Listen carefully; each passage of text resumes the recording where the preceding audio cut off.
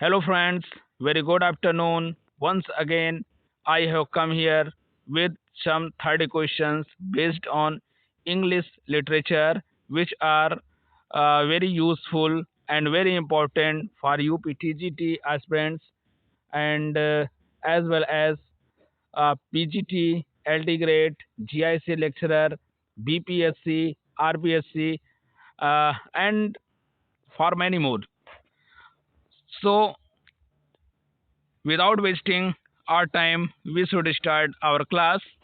So here is the very first question. पहला question क्या है देखते हैं. Ophelia Ophelia is an important character in the Shakespearean play.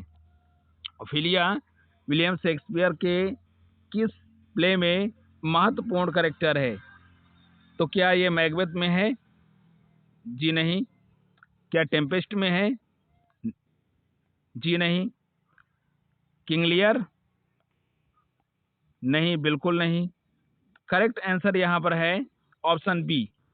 Ophelia is the heroine of Hamlet and as far as Hamlet is concern, Hamlet is the protagonist of the play. And other question, which is known as Shakespeare swan song. यहाँ पर जी गलत लगा हुआ है. यहाँ पर क्या होना चाहिए? स्वान सॉन्ग. स्वान सॉन्ग का मतलब होता है किसी राइटर के द्वारा लिखा गया अंतिम वर्क. किसी के राइटर के द्वारा लिखा गया अंतिम वर्क स्वान सॉन्ग कहलाता है. तो क्या हैमलेट? हैमलेट जी नहीं. मैकबेथ भी नहीं है स्वान सॉन्ग. और सबसे अंत में जो लिखे जाने वाले प्लेस थे उनमें आपका सिमलिन आता है, विंटर्स टेल आता है. ये सब लास्ट चरण में है. ये 1611 के आसपास के हैं. So option C is correct. Tempest was the swan song of William Shakespeare because William Shakespeare के द्वारा इंडिविजुअली लिखा जाने वाला ये अंतिम प्ले है. इसके अलावा और भी प्लेज विलियम शेक्सपियर ने कोलाब्रेशन में लिखे थे, लेकिन यहाँ पर ऑप्शन सी इज करेक्ट. तीसरा क्वेश्चन क्या कहता है, आइए देखते हैं. Who has written the play Volpone. Elizabethan age का एक ये बेहतरीन कॉमेडी है. वॉलपोन एक कॉमेडी है. इसको किसने लिखा है? आइए हम ऑप्शन को देखते हैं. Option A John Webster, option C John Keats, option D Christopher Marlowe. तो डियर फ्रेंड्स, ये तीनों ऑप्शन रॉन्ग हैं. Option B is correct. It was written by Ben Jonson in 1595. I think 1595 के आसपास में ये प्ले लिखा गया था बेन जॉनसन के द्वारा. Next question, who was the English EPIC poet. English EPIC poet की बात हो रही है. अंग्रेजी महाकाव्य लिखने वाला. क्या जॉन कीट्स ने महाकाव्य लिखा था? तो जॉन कीट्स ने प्रयास किया था. करीब इन्होंने प्लान बनाया था कि हम 12 भाग में लिखेंगे, लेकिन उसके केवल 2 भाग ही केवल लिख पाए थे ये, क्योंकि unfortunately he was died due to tuberculosis in 1821. क्या विलियम वर्ड्सवर्थ ने इपिक लिखा? तो इन्होंने नहीं लिखा. लॉर्ड टेनिसन, इन्होंने भी नहीं लिखा. तो जॉन मिल्टन ने लिखा. जॉन मिल्टन ने लिखा था पैराडाइज लॉस्ट. जॉन मिल्टन के द्वारा लिखा जाने वाला जो प्ले है वो था पैराडाइज लॉस्ट. पैराडाइज लॉस्ट को इन्होंने लिखा था 1667 में. जो पहली बार पब्लिश हुआ था पैराडाइज लॉस्ट वो 1667 में हुआ था, लेकिन इसके बाद 1674 में ये दोबारा पब्लिश होता है.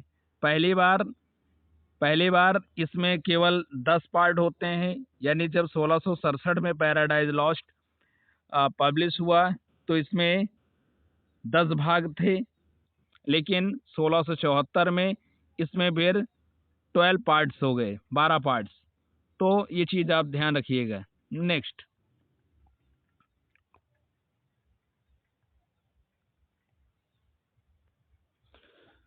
A Voyage of Lilliput, written by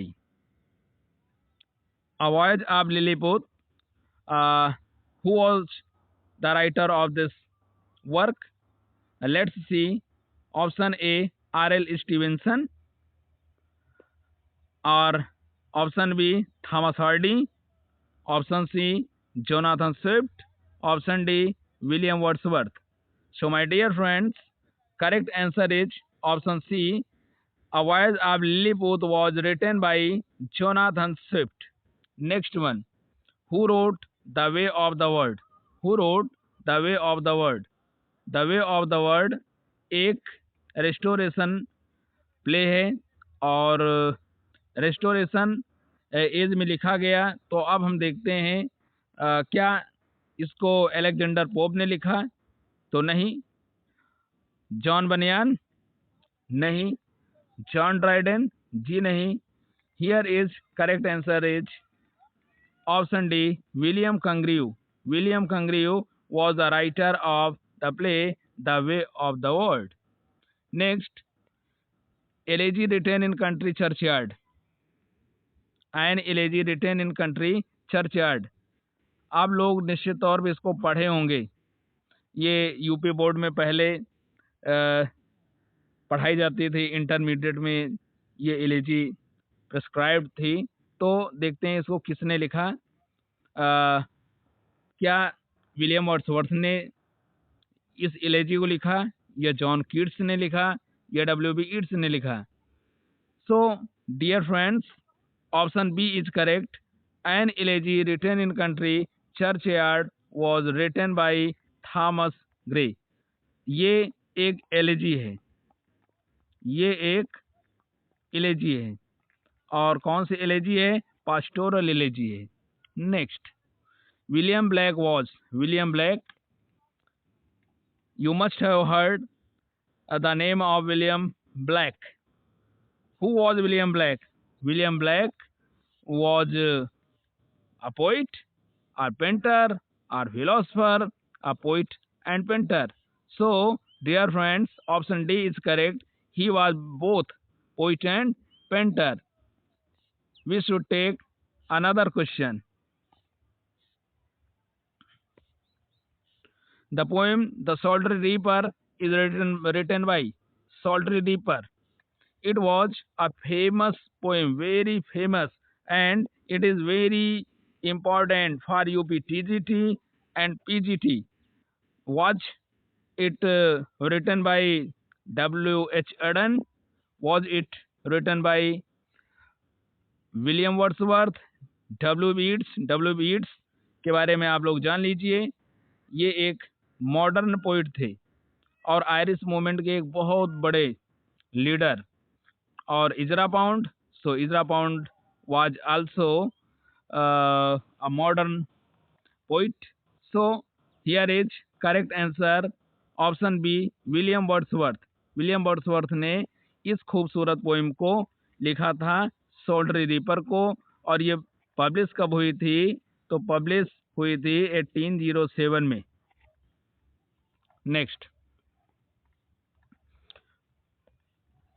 one of the following was a romantic poet.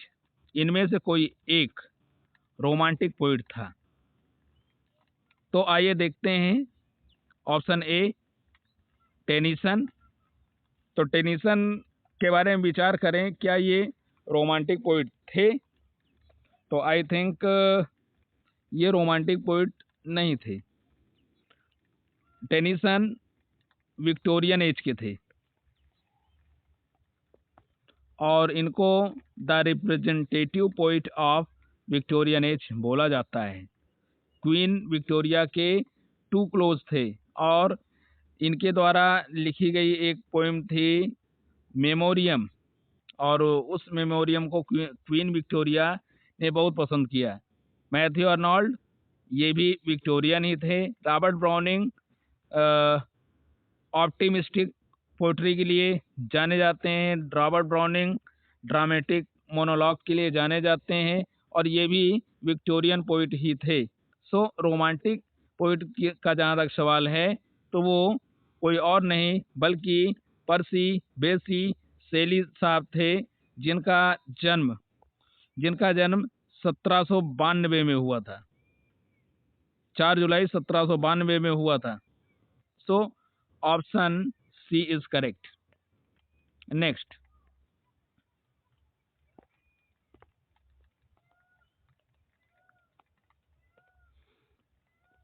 Modern period started in. Modern period की जो शुरुआत है क्या 1900 में हुई या 1902 में हुई या 1901 में हुई या 1903 में हुई? तो बिना देरी किए हुए हम सीधा आंसर पे पहुंचते हैं और इसको आप लोग जान लीजिएगा। Modern period was started in 1901। Next question, who wrote Caesar and Cleopatra? Caesar and Cleopatra को किसने लिखा? Was it written by Virginia Woolf और बाय जॉर्ज बर्नार्ड शॉ? क्या जीबी शाह ने लिखा या पीबी शेली ने लिखा या एसटी कॉलरिज ने लिखा? एसटी कॉलरिज का famous work the rime of ancient mariner, very very important. Kubla Khan by ST Coleridge, very important work. So correct answer is option B, GB Shaw ने इस play को लिखा था। Next, Loka. Loka is character of the drama. Loka नाम की character किस play में पाई जाती है डियर फ्रेंड्स? तो आइए हम देखते हैं, इस पर भी चर्चा करते हैं। क्या ये आर्म्स एंड द मैन में है या कैंडिडा में है या मैन एंड सुपरमैन में है या सीजर एंड क्लियोपाट्रा में है? तो dear friends, all these 4 options were written by G.B. Shah, who wrote all these works. So he was none other but G.B. Shah. G.B. Shah. So Luka arms and the man की एक character है। लूका arms and the man के character है और arms and the man को लिखने वाले कौन थे? जीबी शाह थे। और इसमें का जो हीरो है ब्लंटसली। ब्लंटसली BLUNTCHALY करके है, ब्लंटसली। और इसकी जो हीरोइन है रैना पेटकॉफ। कौन है? इसकी जो हीरोइन है वो है Raina Petkoff. Very romantic starting है इस प्ले की, और अगर आपने नहीं पढ़ा है तो एक बार इसको जरूर पढ़ें। अगला इसमें क्या है देखते हैं, कैंडिडा। कैंडिडा भी अपने आप में एक जबरदस्त प्ले है। मैन एंड द सुपरमैन ये भी अपने आप में जबरदस्त है। यानी हम ये कह सकते हैं कि अगर आप साहित्य में विशेष रुचि रखते हैं, if you are literature lover, then you should read all these plays. Next, GB Shaw is an. GB Shaw कौन थे? Playwright, novelist, essayist, poet. So dear friends, without wasting our time हम लोग सीधा अपने आंसर पहुंचते हैं। तो GB Shah मूलतः प्लेराइट थे और प्रॉब्लम प्ले के लिए ये जाने जाते हैं। किसके लिए? प्रॉब्लम प्ले के लिए। Next, who wrote the Heart of Darkness? Heart of Darkness किसने लिखा? Was it written by E M Forster और जेम्स जॉयस या Rudyard Kipling? But I guess option A is correct. Joseph Conrad was the writer of this work.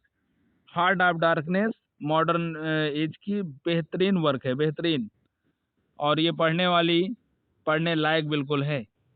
Next, who wrote the jungle book? Jungle book very popular, और a lot of TV serial are based on Jungle Book for the children, and it was written by whom? क्या इसे Rudyard Kipling ने लिखा, या James Joyce ने लिखा, या Joseph Karnad ने लिखा, या ई एम फोस्टर साहब ने लिखा? Here is correct answer is option A, Rudyard Kipling wrote the Jungle Book. Next, the second coming was written by second coming किसने लिखा? Second coming Bihar state PGT के लिए प्रेस्क्राइब्ड वर्क है. Second coming, क्या इसे टी.एस. इलियट ने लिखा, या इजरा पाउंड ने लिखा, या डब्ल्यू.बी. ईट्स ने लिखा, या एस.टी. कॉलेज ने लिखा? तो एस.टी. कॉलेज अपनी द राइम ऑफ एंशिएंट मारिनर के लिए जाने जाते हैं. साथ ही साथ इन्होंने एक पोइम कुबला खान भी इन्होंने लिखा, और जो अपने आप में बेहद फेमस है. इजरा पाउंड को कौन नहीं जानता है? इजरा पाउंड एक तरह से टी.एस. इलियट का जो वर्क है वेस्टलैंड को इन्होंने एडिट किया था. डब्ल्यू. ईट्स आयरिश मूवमेंट के बहुत बड़े लीडर थे, और आयरिश थिएटर के फादर भी कहलाते हैं. तो option C is correct. W. Yeats ने ही ये पोएम लिखी थी, the second coming. Next, the isle of Innisfree is written by Dylan Thomas. क्या डायलन थॉमस ने लिखा, या ऑर्डन ने लिखा, या इजरा पाउंड ने लिखा? Correct answer is option D. Who wrote the poem The Stopping by Woods on a Snowy Evening? Very popular and very beautiful. और ये पोएम अपने फिलोसफिकल आइडियाज के लिए जानी जाती है. जब हम लोग इंटर में थे तो उस दौरान ये इंटर में पढ़ाई भी जाती थी. The stopping by woods on a snowy evening. और dear students, this poem was the favorite poem of the first Indian Prime Minister Pandit Jawaharlal Nehru. और जब उनका निधन हुआ तो इसकी एक प्रति उनके टेबल के पास ग्लास के नीचे रखी हुई पाई गई थी. तो इसको किसने लिखा? क्या टी.एस. इलियट ने लिखा? T S. Eliot born in America but lived in England. So option B is not correct. Walt Whitman American poetry के और अमेरिकन लिटरेचर की सबसे बड़ी हस्ती वाल्ट विटमन. लेकिन इस पोएम को इन्होंने भी नहीं लिखा. वाल्ट विटमन की जो पोएम है उसमें O captain my captain, the animal, इस तरह करके बहुत सारी पोएम इन्होंने लिखी हैं.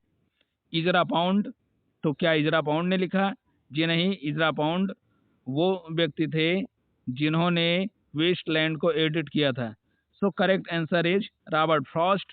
Robert Frost was the greatest romantic poet whose poems used to based on natural scenery. Okay, तो स्टॉपिंग बाय वुड्स इनके द्वारा लिखा जाने वाला बेहतरीन पोएम था. और साथ ही साथ रॉबर्ट फ्रॉस्ट के द्वारा जो लिखे जाने वाले वर्क थे उनमें हर पोइम, जैसे हम कह सकते हैं द फायर एंड आइस, ये भी अपने आप में ज़बरदस्त पोइम है। इसके अलावा द रोड नॉट टेकन, ये अपने आप में बहुत ही खूबसूरत पोइम है, बहुत ही फिलोसफिकल आइडियाज से भरी हुई पोइम है। Next, who wrote a passage to India, किसने पैसेज टू इंडिया लिखा है? ये भी एक बेहतरीन वर्क है, मॉडर्न एज का है। क्या रुडयार्ड किपलिंग ने लिखा, या एडन साहब ने लिखा, या गॉल्सवर्दी ने लिखा? जी नहीं, option A is correct, E.M. Forster. Next,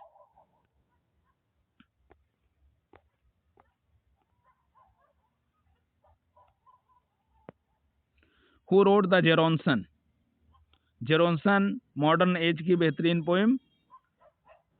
आइए देखते हैं ऑप्शन पर कि किसने लिखा है।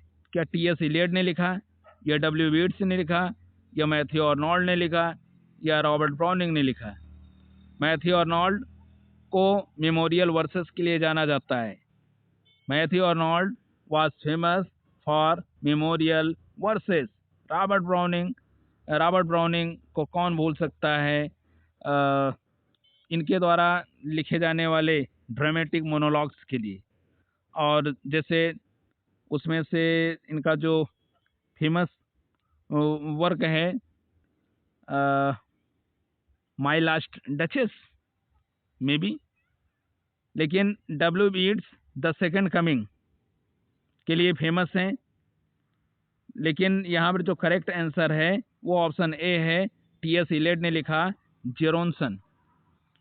The play the Spanish tragedy, इसको मैं अपनी प्रीवियस क्लास में बता चुका हूँ, इस पर टाइम ज़्यादा वेस्ट नहीं किया जाएगा। The Spanish tragedy was written by Thomas kid.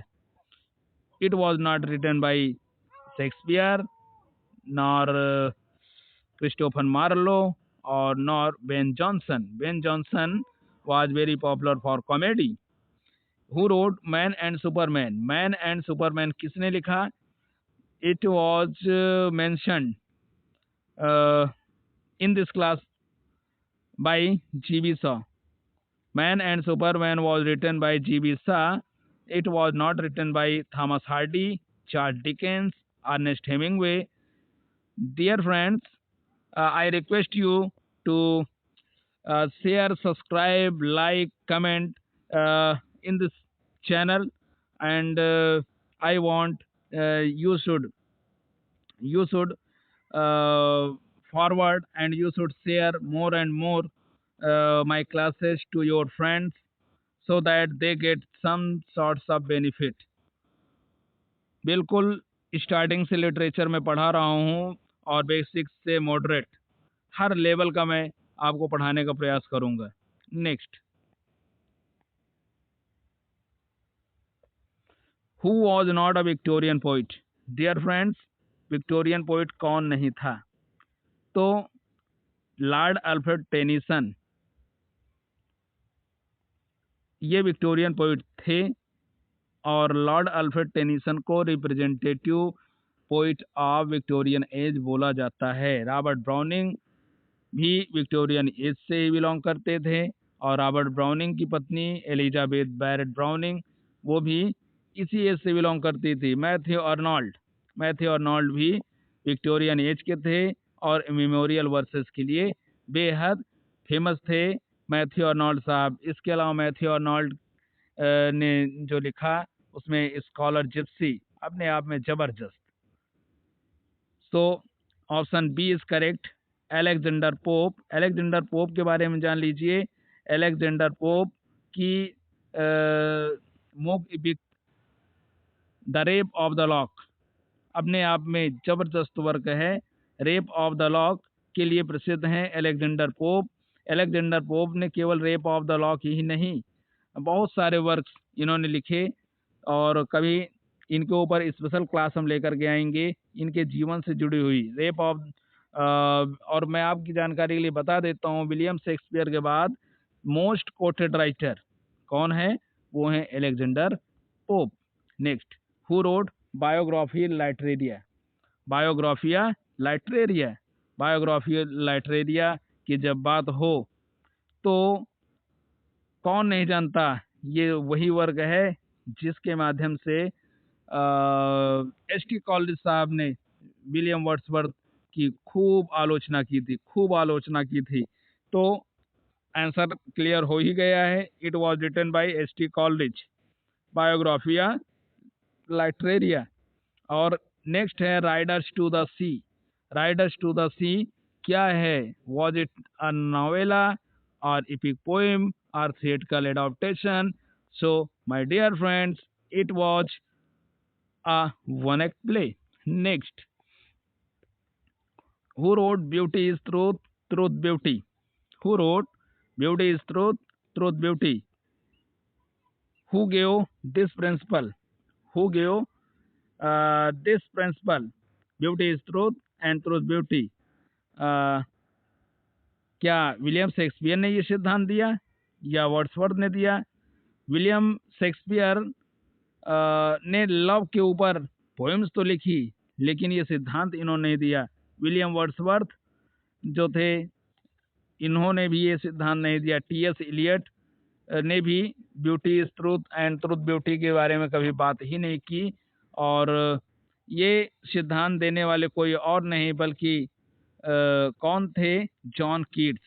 John Keats was born in 1795 and died in 1821 due to tuberculosis. Next, Renaissance mean. Renaissance का मतलब क्या होता है डियर फ्रेंड्स? क्या इसे रिवाइवल ऑफ लर्निंग कहते हैं? क्या रिवाइवल ऑफ हार्ड टास्क कहते हैं? या रिवाइवल ऑफ लाइफ कहते हैं? या रिवाइवल ऑफ न्यू कंट्री कहते हैं? So without wasting our time, Renaissance means होता ही है क्या? ज्ञान का आगमन। रेनेसा एज की जो शुरुआत है वो इटली से ही हुई थी। ओके, अगला question, which of the following is not a poetic tradition? Poetic tradition क्या नहीं है? क्या इपिक, क्या कॉमिक, या ट्रेजेडी? ये इपिक भी और कॉमिक, ट्रेजेडी ये सब हैं। Option C is correct. Next, epic are divided into. Epic जो है वो, इपिक को बांटा गया है कितने भागों में? तो dear friends, it was divided into 3 forms. So option B is correct. So with that is the end of this class, dear friends. I hope आप लोगों के समझ में आया होगा। और अगर कहीं पर किसी प्रकार की प्रॉब्लम हो रही है तो उसके लिए आप लोग क्षमा भी करेंगे। और इस क्लास को ज़्यादा से ज़्यादा आप शेयर सब्सक्राइब करें और सपोर्ट करें। बहुत बहुत धन्यवाद।